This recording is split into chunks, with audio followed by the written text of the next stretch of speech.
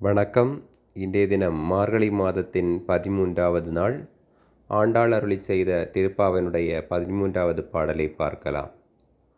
புள்ளின் வாய் கீண்டானை பொல்லா அரக்கனை கிள்ளிக் களைந்தானை கீர்த்திமை பாடிப்போய் பிள்ளைகள் எல்லாரும் பாவை களம்புக்கார் வெள்ளி எழுந்து வியாழம் உறங்கிற்று புள்ளும் சிலம்பினகான் போதரிக் கண்ணினாய் குள்ளக் குளிர குடைந்து நீராடாதே பள்ளி கிடத்தியோ பாவாய் நீ நன்னாளால் கள்ளம் தவிர்ந்து கலந்தேலோர் எம்பாவாய்.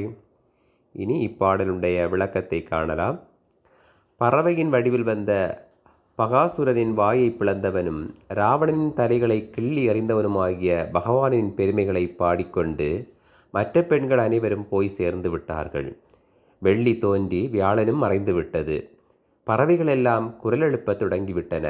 தாமரை பூவையும் மானையும் போன்ற கண் அழகுடையவளே, புதுமை போன்ற அழகியே, இந்த நல்ல நாளில் கண்ணனை தனியே நினைக்கின்ற கள்ளத்தனத்தை விட்டு எங்களோடு கலந்து உடம்பு குளிர நீராடாமல் இன்னும் படுக்கையில் கிடப்பதா என்பது இப்பாடலுடைய விளக்கமாக அமைகிறது. அடுத்ததாக மாணிக்கவாசக பெருந்தகையை அருளிய திருவெம்பாவினுடைய 13வது பாடல்.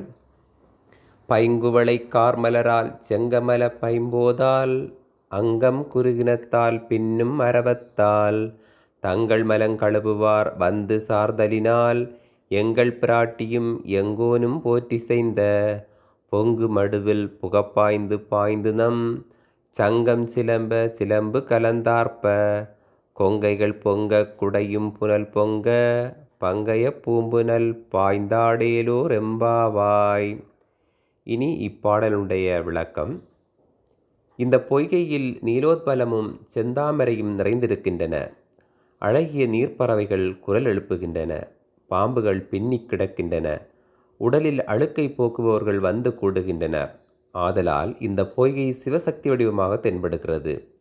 இதில் பாய்ந்து கைவளையல்கள் ஒலிக்க, கார் சிலம்புகள் கலந்து ஒலி எழுப்ப, உடல் பூரிக்க, நீர் பொங்கி அலைமோதும்படி நீராடுவோம் வா என்று இப்பாடலுடைய விளக்கம் அமைகிறது.